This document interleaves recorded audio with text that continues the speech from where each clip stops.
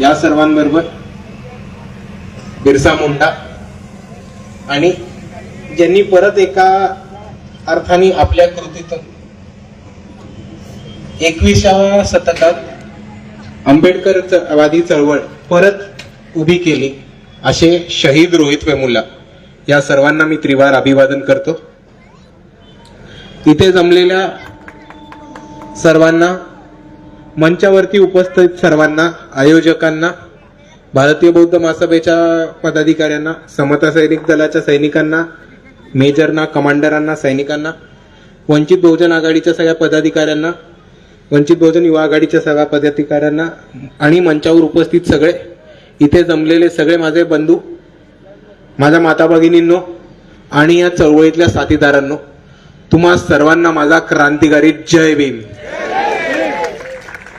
सर्वात पहिले आज आपल्या पंचशील नगरमध्ये जे बुद्ध विहाराचं स्थापना झाली आणि तिकडे जी बुद्ध मूर्तीची स्थापना झाली ते आयोजन करणारे, त्याचं इनिशिएटिव्ह घेणारे आणि ही कृती आपल्या हातातून पार पाडली पाहिजे असं प्लॅनिंग करून, ऑर्गनाईज करून सगळं आजचा कार्यक्रम घडवणाऱ्या आपल्या युवक बांधवांसाठी एक जोरदार टाळ्यांचा हात होऊन जाऊ दे.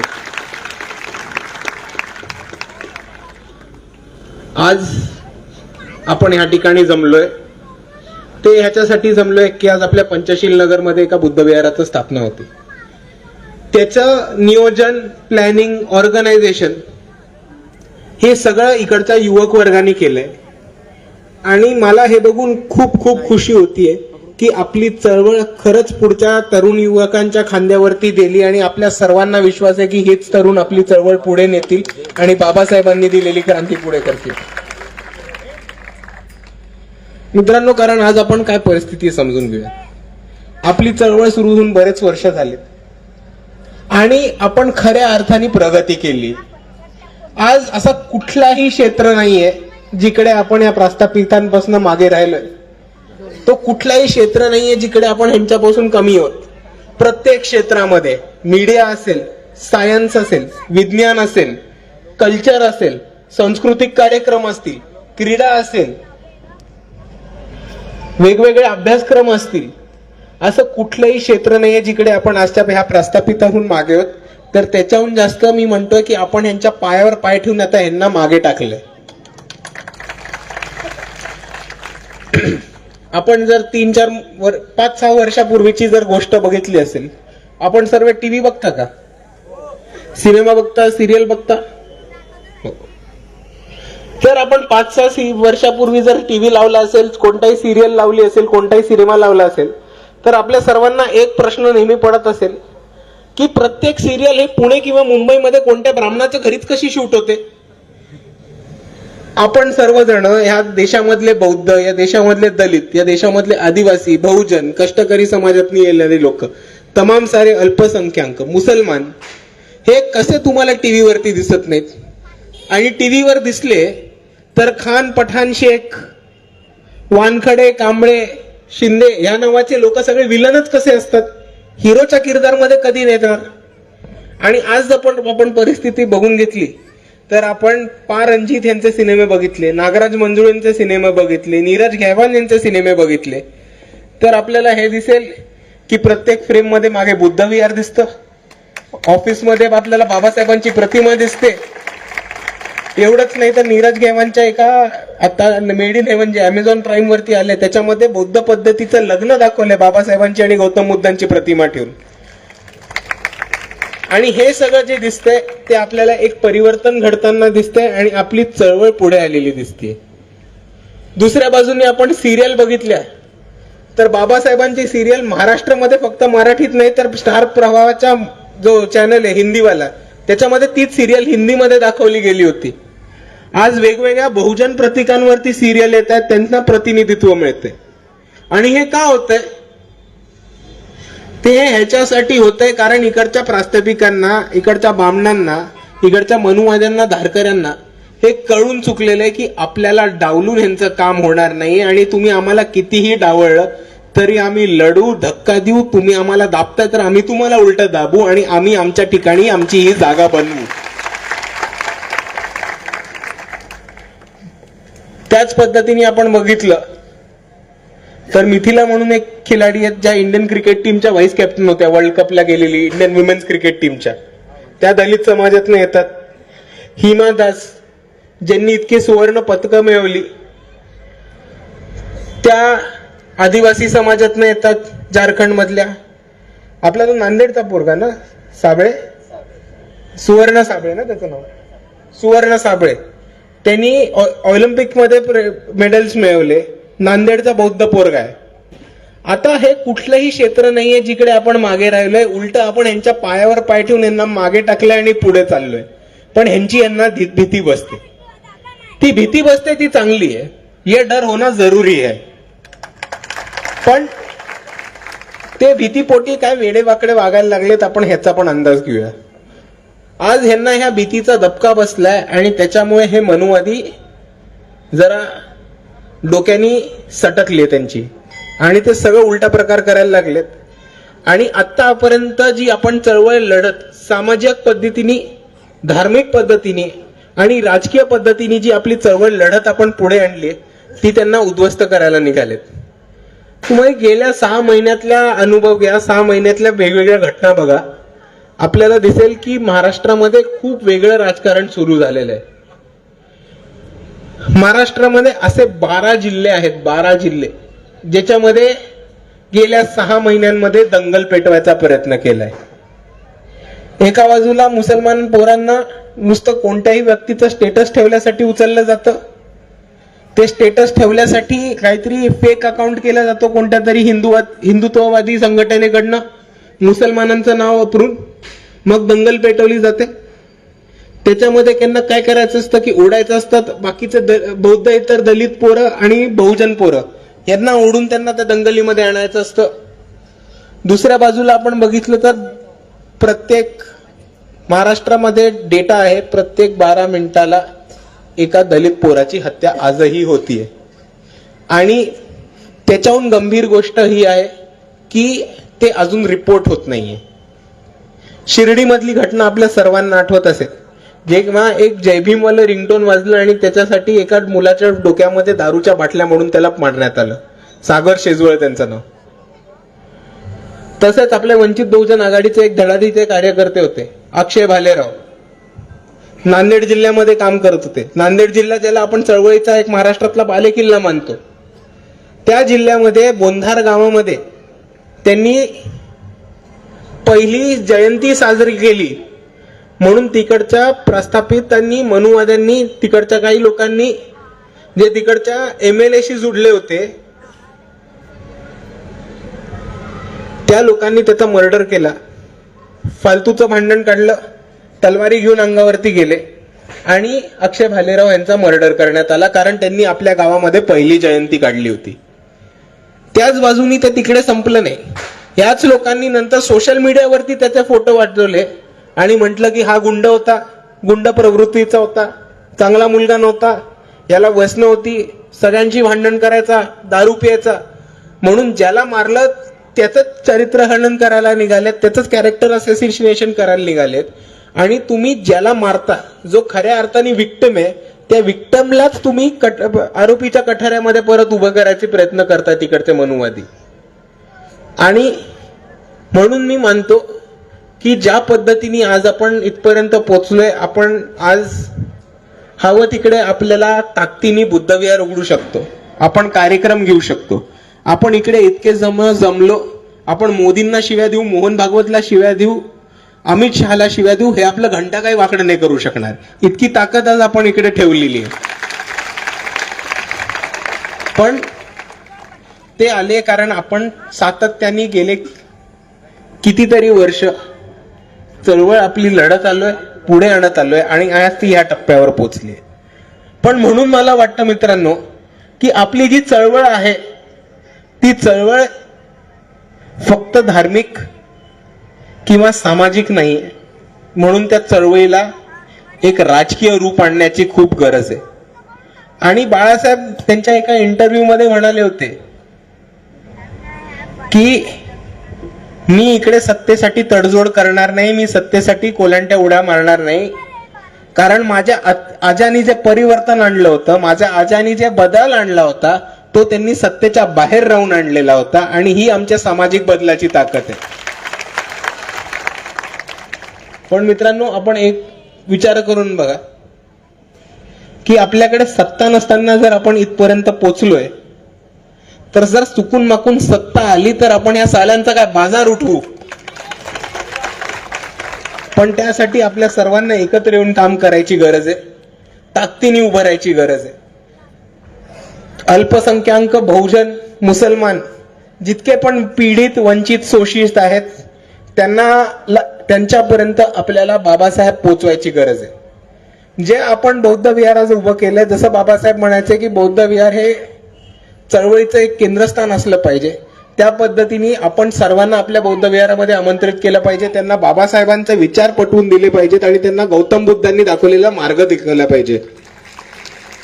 कारण आपण एक गोष्ट समजून घेऊयात की गेल्या 6-7 वर्षात जर आपण परिस्थिती बघितली असेल, तर तो आदिवासी समाज असेल, बहुजन समाज असेल, मुसलमान समाज असेल, एक क्रांतीचं प्रतीक म्हणून, किंवा ज्याला आपण इंग्लिशमध्ये सिम्बल ऑफ रेझिस्टन्स म्हणतो, की ह्या एका प्रतिमेला बघून, ह्या एका प्रतीकेला बघून मला लढायची, क्रांती करायची प्रेरणा जी मिळते, ते प्रेरणाचं, ते सिम्बल ऑफ रेझिस्टन्स, क्रांतीचं प्रतीक बाबासाहेब हे जगभर आज मान्य झालेलं आहे. कारण तुमच्या समोर एक छोटं उदाहरण देतो. आपल्या सर्वांना NRC CA चा काळ आठवतोय? CA NRC आलेलं आठवतंय का? हो. तेव्हा शाहीन बाग दिल्लीमध्ये झाली होती, आठवते? आता तुम्ही नुसतं एकदा शाहीन बागचं डोळे बंद करून ते चित्र विचार करून बघा, आपल्या डोळ्यासमोर आणून बघा, आणि तुम्हाला हे दिसेल की बुरखा घातलेल्या एक 25-20 महिलांनी, मुसलमान महिलांनी ते शाहीनबाग मध्ये आंदोलन उभं केलं होतं. आणि त्याच्यावरती एकच फोटो होता, तो म्हणजे डॉक्टर बाबासाहेब आंबेडकरांचा. आणि याच्यावरनं आपण एकच गोष्ट समजून घेऊ शकतो की जर दिल्लीमध्ये 40-50 मुसलमान बायका भारत देशाला एका त्यांच्या आंदोलनावरनं जागा करू शकतात, भारत देश त्यांच्या आंदोलनातनं पेटवू शकतात, आणि ते तिकडे जर क्रांतीचं प्रतीक डॉक्टर बाबासाहेब आंबेडकरांना मानत असतील, तर आपली चळवळ आज कुठपर्यंत पुढे आली. पण आपल्या ह्या चळवळीला फाटे फोडायला वेगळे लोक बसलेत. हे नवीन आयटम करणार आहेत. आता काय करणार आहेत? चुकीचे घुसखोर आपल्याकडे पाठवणार आहेत, अपप्रचार करणार आहेत, आपल्या नेत्यांबद्दल, आपल्या कार्यकर्त्यांबद्दल, आपल्या पदाधिकाऱ्यांबद्दल गैर अफवा उठवल्या जाणार आहेत. मग त्याच्यानंतर त्यांनी नवीन एक पॅटर्न चालू केलाय की बौद्ध विहारामध्ये नकली आंबेडकरवादी पाठवायचे. म्हणजे RSS चे लोक जे फक्त निळे गमछा पांघरून येऊन आपल्याला आंबेडकरवाद सांगायचा प्रयत्न करतात, पण RSSचं काम करून जातात, अशी नवीन त्यांनी आयटम केली.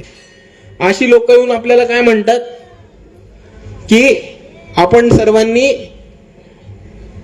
राजकारण सोडून द्यावं, समाजकारण सोडून द्यावं, आपण फक्त आपल्या नोकरीचं आणि शिक्षणाचं बघायचं आणि आपल्या कुटुंबाचं बघायचं. पण ह्यांना हे कळत नाही की बाबासाहेबांनी आपल्या सर्वांना हे शिकवलंय की आपली चळवळ ती आहे, ती वैयक्तिक नाहीये, ती सामाजिक चळवळ आहे, आणि आपण सर्व एकमेकांचं भलं करणार आहोत, आणि आपण चळवळ ह्याच्यासाठी लढतोय की पूर्ण समाजाचा विकास व्हावा, एका कुटुंबाचा नाही, आणि त्याच्यासाठी आपण सर्व एकत्र चालतोय.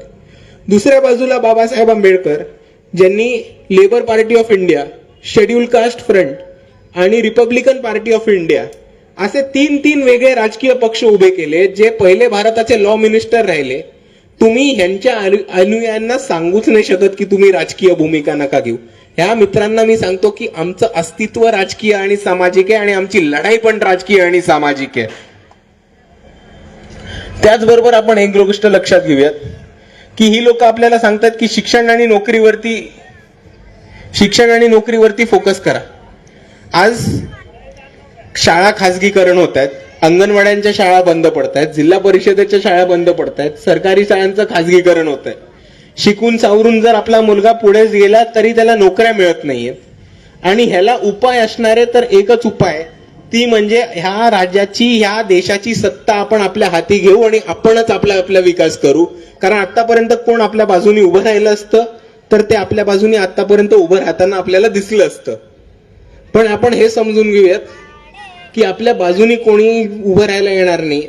आपणच आपली ताकद होत, आपणच बाबासाहेबांची सैनिक होत, आपणच गौतम बुद्धांचे अनुयायी होत आणि आपणच ही त्यांची चळवळ पुढे चालवणार, त्यांचं स्वप्न साकार करणार आणि एक दिवस या भारतामध्ये वंचितांचं, दलितांचं, बहुजनांचं, आदिवासींचं, मुसलमानांचं आणि तमाम आंबेडकरवाद्यांचं एक सरकार उभं करू, ज्याच्यामध्ये सर्वांचा विकास होईल, सर्वांचं भलं होईल आणि कायमस्वरूपी एकदा भेदभाव जाती अंताला आपण समाप्त करूयात.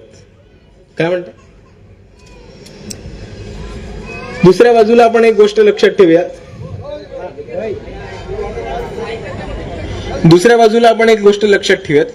की आता इलेक्शन पण येईल पुढच्या महिन्यामध्ये, पुढच्या वर्षीपासून. आता हळूहळू इलेक्शनचं वातावरण तापायला लागेल आणि आपल्याकडे वेगवेगळी लोक येतील मतं मागायला, प्रचार करायला, अपप्रचार करायला. पण आपण सर्वांनी एक विचार करा की आपल्या जीवावरती, आपल्या मतांवरती किती वेळ बाकीचे लोक निवडून येणार आहेत. आता टाइम नाही आलाय का आपल्याला आपल्या हक्काचा एक आमदार भुसावळ मधनं पाठवायचा? इतके वर्ष ही लोक आपल्या समोर येतात, आपल्या समोरच वेडावाकडा आंबेडकरवाद मानतात, उलट सुलट बोलून जातात आणि मग शेवटी बाटल्या किंवा पाकिटं घेऊन आपल्या वस्तीमध्ये येतात आणि मग त्यांना वाटतं की मतं घेऊन जाऊ शकतो. पण यावेळेस आपण त्यांना ठामपणे सांगूया की हे पंचशील नगर आहे, हे आपलं भुसावळ आहे. इकडे तुम्ही नोटा आणि पाटल्या घेऊन आलात तर त्या बाटल्या तुमच्या डोक्यात फोडू, पाकिटं आम्ही घेऊ आणि तुम्हाला निकामे हाती परत पाठवू. कारण बरेच वर्ष आपल्या मतांवरती इकडच्या सत्ताधाऱ्यांनी राजकारण केलंय आणि स्वतःचे खिसे भरलेत, स्वतःचा परिवाराचा विकास केलाय, स्वतःच्या आमदाराला, स्वतःच्या पोराला, स्वतःच्या भाच्याला आमदार बनवले. पण समाजाच्या विकासासाठी, आंबेडकर वादाच्या प्रचार आणि प्रसारासाठी, धम्माच्या प्रचार आणि प्रसारासाठी ह्यांनी एकही पाऊल उचललं नाहीये. म्हणून आपल्याला ह्याच्यावर जर फुल स्टॉप टाकायचा असेल तर त्याच्यासाठी एकच गोष्ट आहे, ती म्हणजे आज आपण राजकीय भूमिका घेऊन उभं राहायला पाहिजे आणि आपण पॉलिटिकल रिप्रेझेंटेशनसाठी लढलं पाहिजे.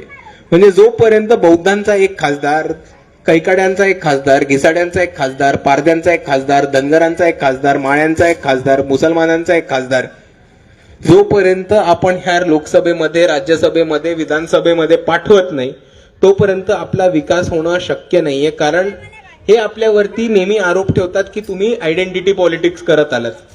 आपण आयडेंटिटी पॉलिटिक्स नाही, आपण पॉलिटिक्स ऑफ रिप्रेझेंटेशन करतो. आपलं राजकारणाचं हेच तात्पर्य आहे की आतापर्यंत जे जे वंचित आहेत त्या वंचितांना सत्तेचा वाटा द्या आणि ते वंचित स्वतःचा विकास करतील आणि आम्ही कोणाचेही भिकारी नाही होत की आम्ही तुमच्या मागे येऊ की आम्ही, तुम्ही आम्हाला म्हणाल की तुम्ही मतं द्या आणि आम्ही तुमच्यासाठी हे करून घेऊ. आज आपल्याला बाबासाहेबांनी सांगितल्यासारखं एक शासनकर्ती जमात बनायची आहे. आपल्याला स्वतःचेच उमेदवार, आंबेडकरवादी विचाराचे उमेदवार निवडून आणायचे आणि आपणच आपला विकास करू. म्हणूनच वंचित बहुजन आघाडीने हे धोरण दिलंय की सारे वंचित एक होऊ, सत्ता आपल्या हाती घेऊ. आपल्याला भीक नको सत्तेची, सत्ता हवी हक्काची. आणि म्हणून मी ठामपणे मांडतो आणि मी हे नेहमी सातत्याने सगळीकडे मांडत आलोय की जर या देशामध्ये या भाजप RSS ला हरवू शकणारी कोणती ताकद आहे तर ती आहे फक्त आणि फक्त आंबेडकरवादी ताकद. आणि जर आपण एकत्र आलो, जर आपण सगळ्यांनी आपली पूर्ण ताकद वापरली, जर आपण पूर्ण तन मन धनानी पूर्ण ताकद लावून यावेळेस मैदानात उतरलो आणि अख्ख्या ताकदीने, अख्ख्या समाजाच्या ताकदीने जर या भाजपला अंगावर घेतलं तर आपण नुसतं जिंकणार नाही, सत्तेत जाणार नाही, तर ह्या भाजप RSS आणि मनुवाद्यांना उचलून सत्तेच्या बाहेर फेकून देऊ, एवढं मी आपल्या समोर मांडतो. आणि या तरुण मित्रांसमोर जाता जाता एकच गोष्ट सांगून जातो की आपण ज्या पद्धतीने काम करतोय, ज्या पद्धतीने पुढे चाललोय तो एकदम करेक्ट मार्गाने चाललोय. आज राजकीय भूमिका घेऊन काम करूयात, आपण आपले नेते ओळखूयात, बाहेर तर कोणी आलं तर त्यांना ठोकून काढूयात. आणि जर आपण ठरवलं तर सत्ता आपण आपल्या हातात घेऊ, आपण आंबेडकरवाद पसरूयात. आणि हा येणारा काळ आपलाच असणारे, कोणाच्या बापामध्ये दम नाहीये की तो आपल्याला थांबवू शकेल. एवढं म्हणून मी माझे 2 शब्द थांबवतो. जय भीम, जय भारत. सुजात दादा तुम आगे बढ़ो, सुजात दादा तुम आगे बढ़ो, सुजात दादा तुम आगे बढ़ो. डॉक्टर बाबासाहेब आंबेडकरांचा, डॉक्टर बाबासाहेब आंबेडकरांचा. दादा खूप अडचणी आल्या कार्यक्रमाला, पण हटले नाही मागं कोणी. मला प्रमाण सांग काय काय कोणीच नाही दादा, आणि आम्ही बी हटलो नाही. मग दादा येतात, दादांना आम्ही बोलवू आणि कार्यक्रम करू. आम्हाला खूप म्हणजे आम्हाला इतका आनंद झाला ना, तुमच्या हाताने उद्घाटन झालं आमचं विहाराचं. खूप म्हणजे खूप एक महिन्यापासून म्हणजे आम्ही मेहनत करत होतो.